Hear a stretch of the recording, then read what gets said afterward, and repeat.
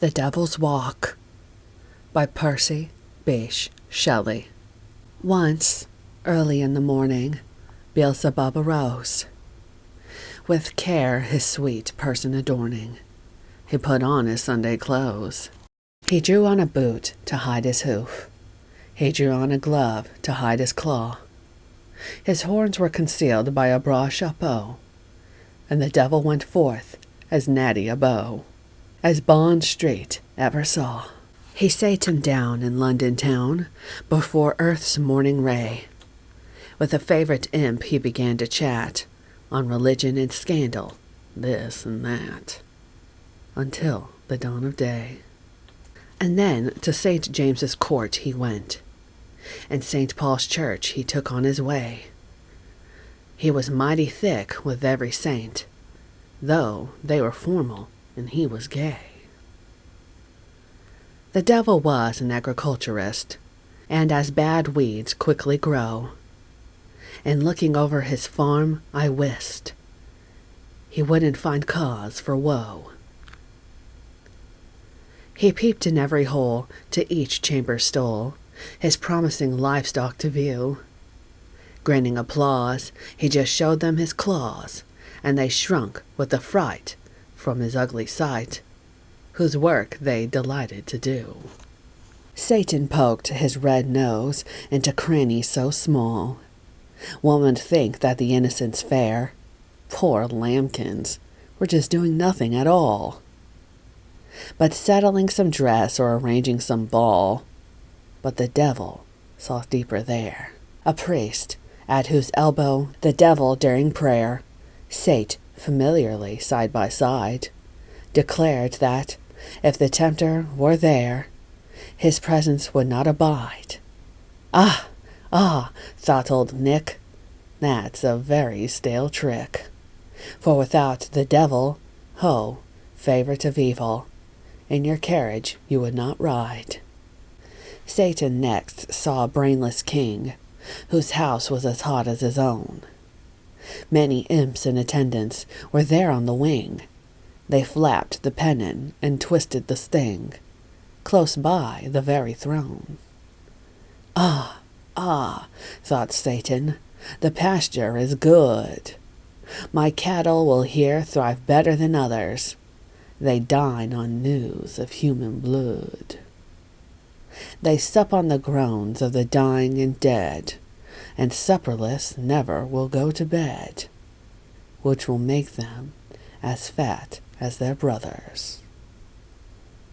Fat as the fiends that feed on blood, fresh and warm from the fields of Spain, where ruin plows her gory way, where the shoots of earth are nipped in the bud, where hell is the victor's prey, its glory the meed of the slain.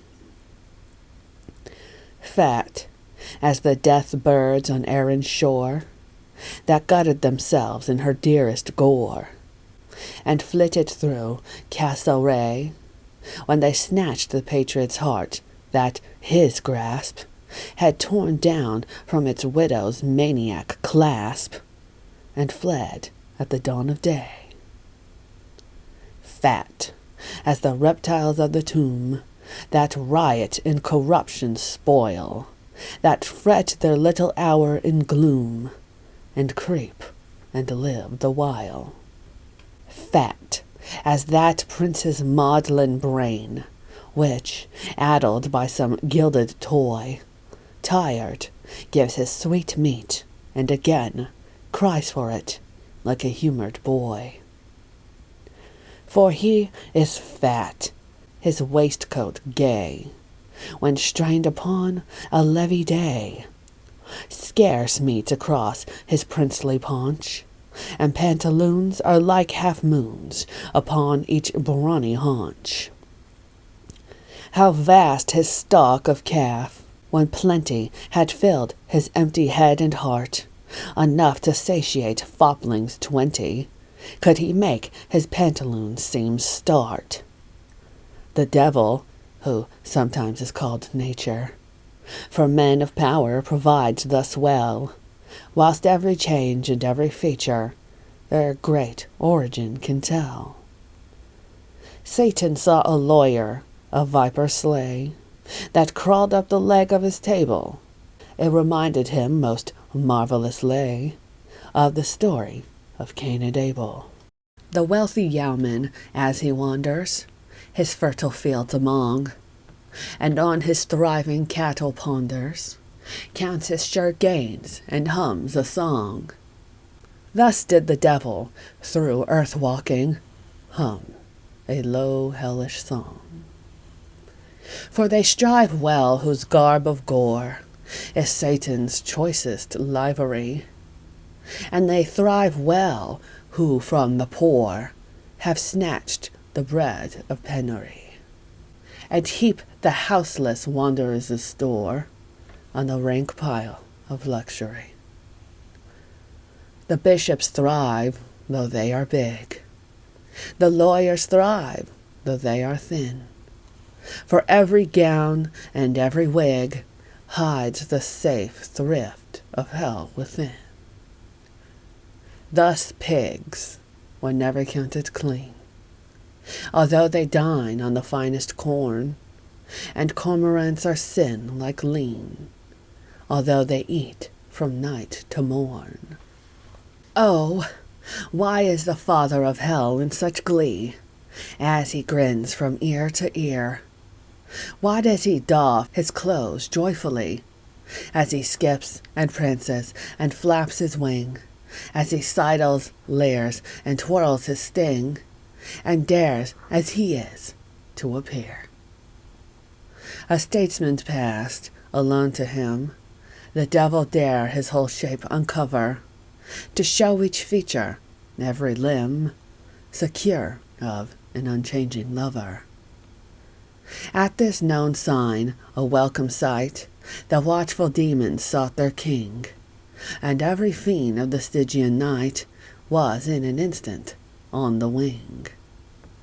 Pale loyalty his guilt-steeled brow with wreaths of gory laurel crowned, the hell-hound's murder-wanton woe forever hungering flocked around.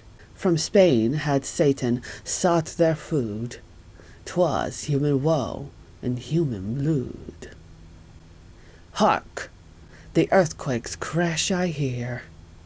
Kings turn pale and conquerors start. Ruffians tremble in their fear, for their Satan doth depart. This day fiends give to revelry, to celebrate their king's return, and with delight its sire to see hell's adamantine limits burn.